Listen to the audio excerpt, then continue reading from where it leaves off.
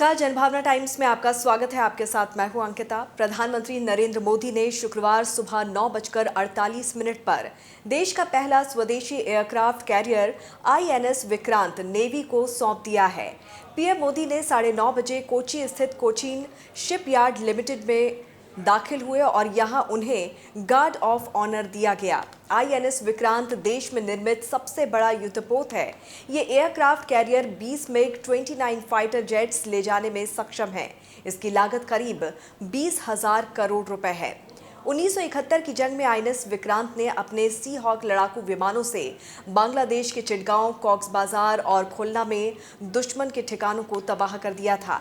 आपको बता दें कि आज से तकरीबन 25 साल पहले 31 जनवरी 1997 को नेवी से INS विक्रांत को रिटायर कर दिया गया था। अब 25 साल बाद एक बार फिर से INS विक्रांत का पुनर्जन्म हो रहा है। INS विक्रांत 40,000 टन वजन वाला विमान वाहक जहाज है। दुनिया में केवल अमेरिका, रूस, ब्रिटेन और फ्रांस के पास ही 40,000 और इससे ज्यादा वजन वाले विमान वाहक जहाज का निर्माण करने की क्षमता है।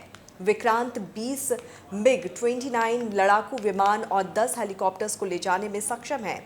2017 में INS विराट के रिटायर होने के बाद भारत के पास केवल एक विमान वाहक जहाज INS विक्रमादित्य है।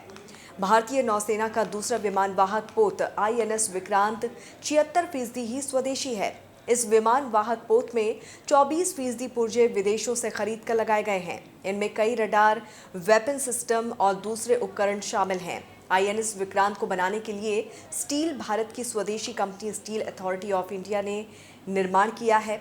INS विक्रांत के लिए कई वेपन सिस्टम और उपकरणों का निर्माण भारत की defence research and development organisation ने खुद किया है। इसमें DRDO का साथ naval design bureau, Bharat electricals limited, Bharat heavy electricals limited, private कंपनियां जैसे कि किर्लोस्कर, L&T, कैल्ट्रॉन, GRSE और वॉटसिला इंडिया ने भी अहम योगदान दिया है। आपको बता दें कि विमान वाहक पोत समुद्र में चलता फिरता हवाई अड्डा होता है। ये एक ऐसा युद्धपोत होता है जहां विमानों को ऑपरेट किया जा सकता है। अलग अलग तरीके के विमान इस पोत के डेक पर उतर सकते हैं, उड़ सकते हैं, ईंधन भर सकते हैं।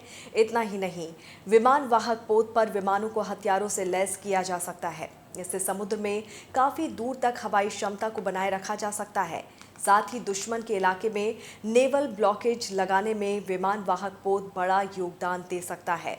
1971 के युद्ध में भारत ने INS विक्रांत के जरिए बंगाल की खाड़ी में नेवल ब्लॉकेज लगा दिया था।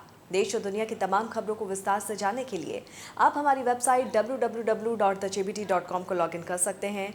जुड़े रहिए जनभावना टाइम्स के साथ। नमस्कार।